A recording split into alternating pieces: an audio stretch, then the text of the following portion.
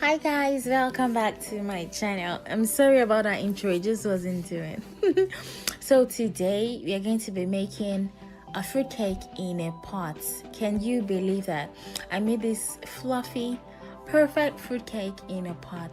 I swear, in my kitchen pot. And I'm also going to be showing you guys a comparison between baking in a pot as well as baking in a regular conventional oven.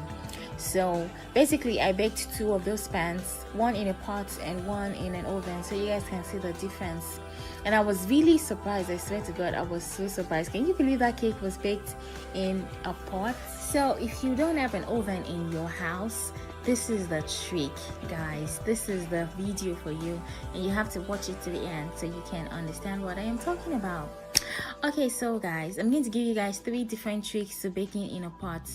The first thing you have to make sure is you have to make sure your windows are open, because guys, like, the kitchen was smoky as fuck, like everywhere was stuffy, and I was wondering why, until I realized that, okay, girl, you're baking in a pot and your windows are closed, so I had to open up the windows.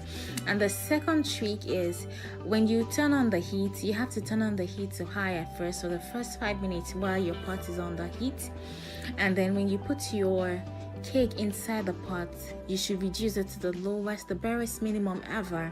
Otherwise your cake will burn. It will like caramelize all around it, but the inside will not be done. So you just have a really hot pot and then reduce the heat so you can bake gradually.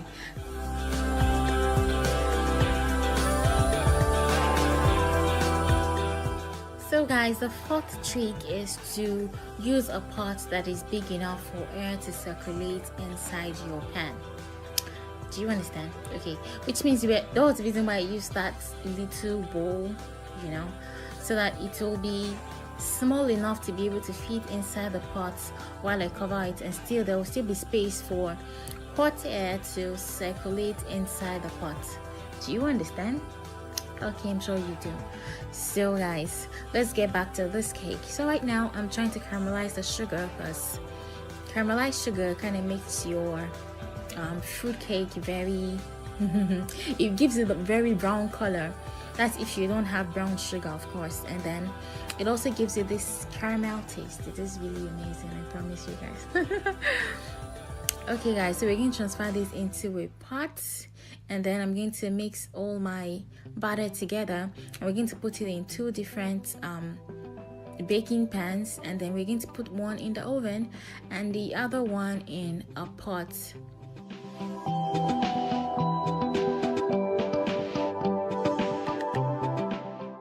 So guys, it's time to make the batter for our cake. So we're pouring our 4 egg yolks into the bowl, and then 250 grams of butter, melted butter of course, and then we're going to stir that together, and then we're going to add to that our caramelized sugar. It's important at this stage to stir really well, because you want the caramel to melt in the butter and in your wet ingredient basically. And then we're pouring in like half a cup of kefir, and then stir it really well. So now it's time for our dried ingredients. So we need 2.5 cups of flour, and then you're going to stir it well. It's important that you don't overstir, because when you overstir your cake, it kind of beats out the gluten, and you don't want the cake to be tough. You want it to be crumbly and nice, and spongy. So, and then to that, I'm going to add a tablespoon of baking powder, a tablespoon of baking soda, a 1/4 teaspoon of salt, and then we're going to stir everything together. And then the last thing we're going to add is the fruit. And don't forget, we marinated this fruit in some orange. I know I didn't say that, but I hope you read it on the screen. In some orange, like I squeezed some orange into it the night before so it could soak, because I didn't want to use alcohol. So now our whipped up egg whites. So we're going to fold this in gradually in 3 batches. The reason why you're folding it in 3 batches is because you want it to still hold up the the volume.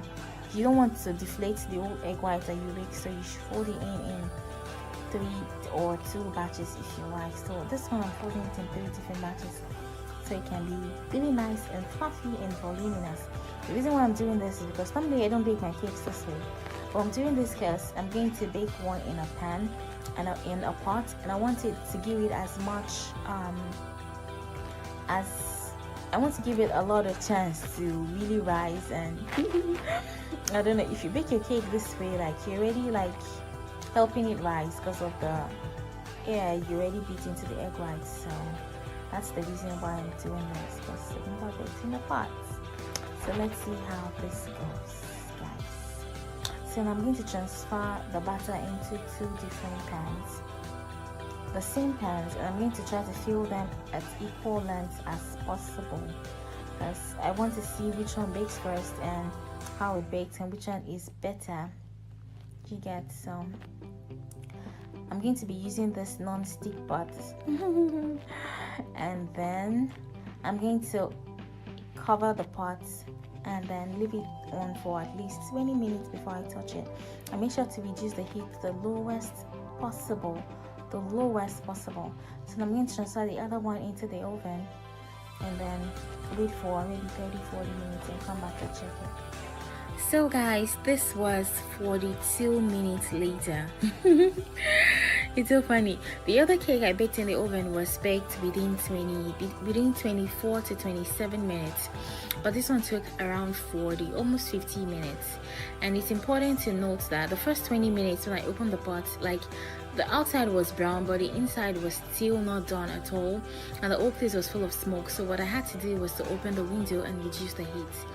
And I think this cake is done. See, the knife comes out clean. And then it is drier. I think it's a little drier than the other one, and it is spongier. I don't know how, but like I'm so surprised. Like seriously, it is drier and spongier than the one that was baked in the oven. And if you notice, I didn't put the pan directly on top inside the pot. I put it on top of something, that way the heat was now directly on the baking pan. So see how dry this cake is. See how dry, or see how moist this one is. Wow. Okay, so guys, I'm going to take it out of the pan and show you guys how the look on the inside. So we're going to slice it open in the middle, so to be perfect. See how spongy. So spongy. Okay. So guys, we're going to cut this cake in the middle and see what it looks like inside. So let's see. Wow. Still very hot. Then look at this one. This one already had time to cool down. Like, some is moist and just, you know, chilled. But the other one is drier and spongier, but they're still very perfect cakes. See, this was one I baked in the pot. See how spongy it is. Like, guys, if you don't have an oven in your house, you can bake in a pot. Definitely bake in a pot. So give me a thumbs up and subscribe and tell me what more videos you want to see. I hope you guys learned a few things. Thank you guys for watching, and I'll see you in my next video.